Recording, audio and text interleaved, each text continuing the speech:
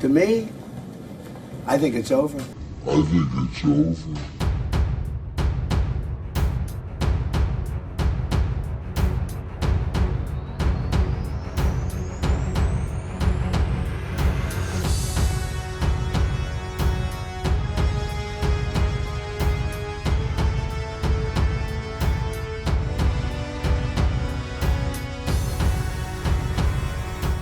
America ने बहुत ख़तरनाक हमला किया है ईरान के ऊपर और एक नहीं कई हमले किए हैं। अमेरिका का ये कहना है कि वो ये हमला इसलिए कर रहा है क्योंकि स्ट्रेट ऑफ हॉर्मूज़ पर जो जहाज़ जा रहे थे उस पर पहले ईरान ने हमला किया है और उसने जवाबी कार्रवाई करते हुए हमला किया है। डोनाल्ड ट्रंप अमेरिका और इजराइल अपना जो जिसे कहते हैं सबक वो सीख चुके हैं, लेकिन लगता है कि उन्हें अभी कई और जंगें लड़नी होंगी, उन्हें और नुकसान देना होगा और साथ साथ अगर बॉलीवुड की भाषा में कहें कि तुम्हें अभी और जलील होना है। नमस्कार, स्वागत है आप सभी का। बहुत अजीब सी खबर लेकर आपके सामने मैं यहाँ पर पेश हुई हूँ। आप ये सोचिए कि जिस जंग को माना जा रहा था कि ये जंग ख़त्म हो चुकी है, वो जंग नए सिरे से दोबारा उसमें शुरुआत हो रही है। अभी तक ये माना जा रहा था कि डोनाल्ड ट्रंप अमेरिका और इजराइल अपना जो जिसे कहते हैं सबक वो सीख चुके हैं, लेकिन लगता है कि उन्हें अभी कई और जंगें लड़नी होंगी, उन्हें और नुकसान देना होगा और साथ साथ अगर बॉलीवुड की भाषा में कहें कि तुम्हें अभी और जलील होना है।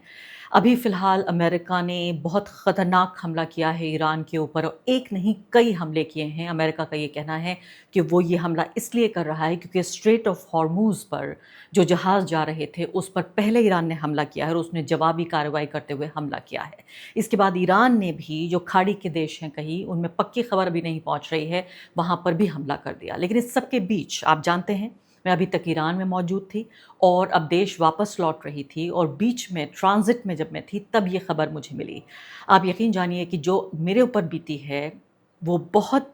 तकलीफ़ दे चीज़ है और बहुत मुश्किल है। पूरे तरीके से जो मेरा परिवार था और मैं खुद एक तरह से जान और माल के जैसे कहते हैं कि लाले पड़ जाना, इस तरह से हुआ। मैं सुबह की मेरी फ़्लाइट थी, मैं जैसे ही तेहरान इंटरनेशनल एयरपोर्ट के लिए निकली, पता चला उससे पहले ही जैसे ही सो के उठी हूँ तभी पता चला कि फ़ौरन हमला हो गया। मैं पहले जाकर चेक इन करने की कोशिश की, पूरा एयरपोर्ट खाली था। तेहरान इंटरनेशनल एयरपोर्ट, इमाम खुमैनी इंटरनेशनल एयरपोर्ट पूरे तरीके से खाली था। अंदर जाके पता लगाने की कोशिश की तो पता चला कि शायद ये फ़्लाइट जा सकती है। इससे पहले की तमाम फ़्लाइट्स रद्द की जा चुकी हैं और उसके बाद का कोई ठिकाना नहीं है। इंतज़ार करने के बाद किसी तरीके से जिस मुल्क से ट्रांज़िट करके मैं आना चाह रही थी दिल्ली, वहाँ काफ़ी इंतज़ार करने के बाद आखिरकार वो फ़्लाइट चली। लेकिन उस सब के दौरान आप ये सोचिए कि पूरा एयर स्पेस एक ख़तरे के लिए पूरे तरीके से ख़तरे के बादल मंडरा रहे थे और जब तक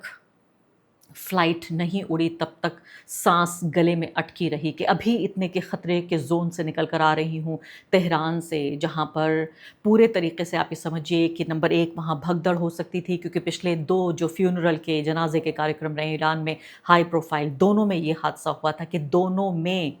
भगदड़ हुई थी और दोनों में लोग मारे गए थे। दूसरी बड़ी बात ये थी कि क्या ये इतना हाई प्रोफाइल जो जनाजे का कार्यक्रम हो रहा था अलग-अलग 7 शहरों में, क्या इसको अमेरिका या इज़राइल, कम से कम इज़राइल तो निशाना बना सकता है और बमबारी कर सकता है, वहाँ लोग मारे जा सकते हैं। तीसरी बड़ी बात ये भी थी कि पूरा शहर एक तरह से छावनी में तब्दील हो चुका था और सिक्योरिटी के जो इंतज़ामात थे वो इतने सख्त थे कि समझिए कि आप परिंदा भी पर नहीं मार सकता। तो एक जगह से दूसरी जगह पहुँचना इतना मुश्किल हो रहा था, आपको यकीन नहीं होगा कि दिन भर सुबह से लेकर रात तक लगातार पैदल चलती रही। 25 किलोमीटर का आपने सुना होगा कि 25 किलोमीटर लंबी रैलियां और जनाजे के पूरे प्रोसेशंस निकाले जा रहे हैं। मुझे याद नहीं है कि मैं 25 किलोमीटर चली हूँ या कितने किलोमीटर, लेकिन एक दिन में इतना चलना हुआ कि पैर पूरे तरीके से शल हो चुके हैं और मैं सोच रही थी कि अब राहत से मैं घर पहुँचूँगी और वहाँ से बाकी की जो रिपोर्टिंग है इस पूरे घटनाक्रम को लेकर वो करूँगी। लेकिन आप सोचिए कि सांस अटकी रही मेरी भी और परिवार की भी कि किसी तरीके से ये फ़्लाइट टेक ऑफ कर जाए। फ़्लाइट टेक ऑफ कर गई, उसके बाद पता चला है कि पूरा एयर स्पेस,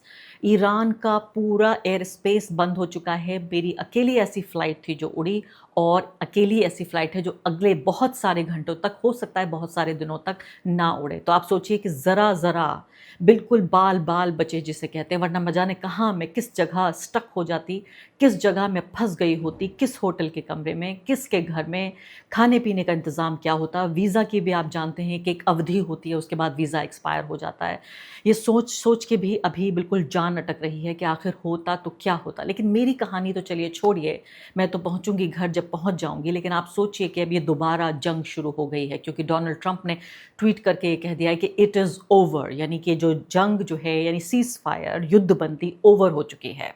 ईरान ने भी अपनी तरफ से डिक्लेरेशन कर दिया है कि जो MOU यानी मेमोरेंडम ऑफ अंडरस्टैंडिंग, जो इनके बीच एक सहमति बन पाई थी, वो सहमति अब नहीं है। तो पूरे तरीके से जो डोनाल्ड ट्रंप हैं वो ये कह रहे हैं कि आज ही रात वो ईरान पर हमला करेंगे। तो आप सोचिए कि मैं उस मुल्क की सरहद से बस ज़रा निकल कर आई हूँ और उसी वक्त खबर आ रही है कि डोनाल्ड ट्रंप ये कह रहे हैं कि आज ही रात मैं ईरान पर हमला करूँगा। और आगे बढ़ने से पहले एक अदना सी गुजारिश कि आप मेंबर बनिए मेरे चैनल का आरफा खानम शेरवानी। अगर आप मेंबर बनते हैं, आपके समर्थन से आप मेरा हाथ मजबूत करेंगे, इतना मजबूत कि मैं सत्ता का कॉलर पकड़ के सवाल पूछ सकूंगी और जो हमारे समुदाय में हाशिए के जो तबके हैं उनकी आवाज़ उठा सकूंगी। आप यकीन जानिए, आपका एक छोटा सा सहयोग मेरे लिए इतना बड़ा होगा जिसके लिए आप अंदाज़ा भी नहीं लगा सकते।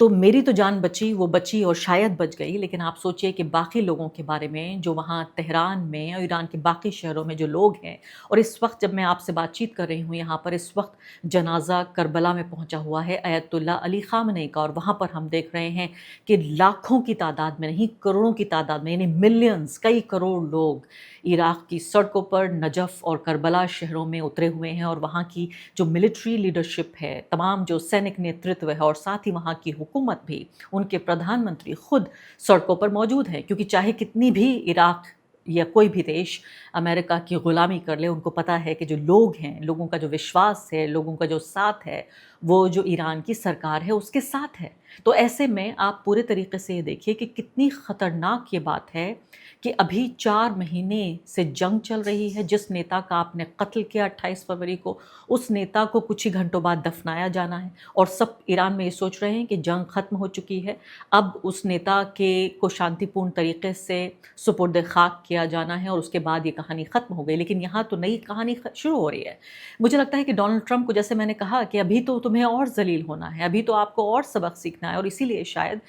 इज़राइल और अमेरिका लगातार ये समझ रहे हैं कि उनका पूरी अहमियत, उनका पूरा रेलेवेंस, या मुझे लगता है कि क्या वजह ये है कि बुरी तरह चिढ़ चुके हैं ये लोग कि एक जनाजे, एक डेड बॉडी के इर्द गिर्द पूरी दुनिया जिस तरह से गर्दिश कर रही है, उससे सोच रहे हैं कि ये व्यक्ति जब जिंदा था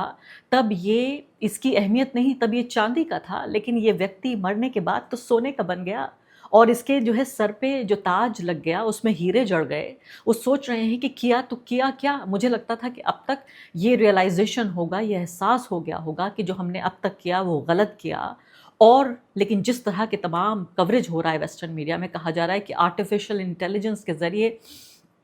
इस भीड़ को जुटाने की कोशिश हो रही है, असली भीड़ नहीं है। आपकी ये रिपोर्टर खुद अपनी आंखों से देख कर आई है कि न सिर्फ कि वो असली भीड़ है, वो असली हार्ड मास के लोग हैं, बल्कि उनके जज्बात भी असली हैं, उनके ख़यालात भी असली हैं, उनकी विचारधारा भी असली है, उनकी ज़िंदगी भी असली है, उनकी खुशियाँ भी असली हैं, और जो गम मैंने वहाँ देखा वो भी असली है। तो पूरे तरीके से अस्थिर कर दिया है फिर इस दुनिया को, और ऐसा लग रहा है पूरे तरीके से, मैं कह सकती हूँ उनके एडवाइज़र्स बहुत ख़राब, बहुत गलत लोग हैं, जो ऐसे वक्त में, जब से अब से कुछ ही घंटों बाद मशहद शहर में उनके जनाजे को, आखिरकार अयतुल्ला अली ख़ामनेई के जनाजे को दफनाया जाना था, उसी शहर में, जिस शहर में उनका जन्म हुआ, उससे ठीक पहले इस तरह की घटिया हरकत, कम से कम इतना तो इंतज़ार कर लेते कि जिस व्यक्ति की आपने हत्या की, उस व्यक्ति को जीते जी उसकी शांति आप लूट के ले गए, कम से कम मरने का तो एक मौका दिया होता, कम से कम शांतिपूर्ण तरीके से उनको दफनाने का तो मौका दिया होता। लेकिन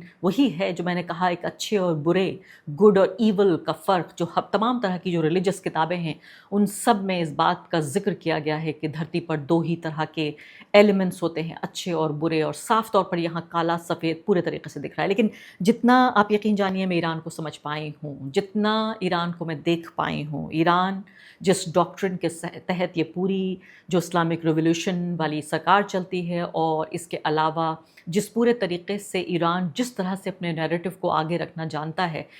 ईरान इस मौके का इस्तेमाल भी दुनिया में अपना समर्थन जुटाने में ही भी करेगा और वो इंसानियत का तगाज़ा लेकर आएगा दुनिया के सामने कि देखिए, एक ऐसा नेता जो बेहद लोकप्रिय था, जिसके जनाजे में करोड़ों लोग आए, पूरी दुनिया से लोग आए। बल्कि कई वेस्टर्न कंट्रीज से तो ये भी हुआ कि लोग आना चाहते थे, लेकिन उनको आने नहीं दिया गया। जर्मनी का मैं अभी एक ट्वीट थोड़ी देर पहले पढ़ रही थी कि जर्मनी में कई लोग वहाँ आने वाले थे, जिनके पूरे के पूरे जत्थे को रोक लिया गया। तो हर मुमकिन ये कोशिश की जा रही है। अमेरिकन एम्बेसीज़ जो हैं वो कई देशों में उन्होंने धमकाया, डराया, वहाँ के जो डेलीगेशंस आने वाले थे, वहाँ की जो सरकारी डेलीगेशंस भी आने वाले थे, उनको रोक दिया गया और माना जा रहा है कि कम से कम 2 दर्जन ऐसे देश हैं, कम से कम 2 दर्जन देश, जिन देशों ने अमेरिका के दबाव के बाद और धमकी के बाद इसका ये फैसला किया कि अब वो ईरान इस फ्यूनरल में भाग लेने नहीं जाएँगे। तो अब आखिरी बात आपसे ये कहने जा रही हूँ कि जब मैं सोच रही थी कि जंग का ऐलान, जंग के ख़त्म होने का ऐलान मैं करूँगी आपके सामने, लेकिन यहाँ सीधे तौर पर एक नई जंग की शुरुआत होती हुई महसूस हो रही है। बेहद अफ़सोस की बात है। मैं घर जब शांति से पहुँच जाऊँगी तो फिर आपको इस बारे में सूचना दूँगी कि क्या मैं जान-माल की हिफ़ाज़त के साथ ठीक तरीके से पहुँच पाई हूँ।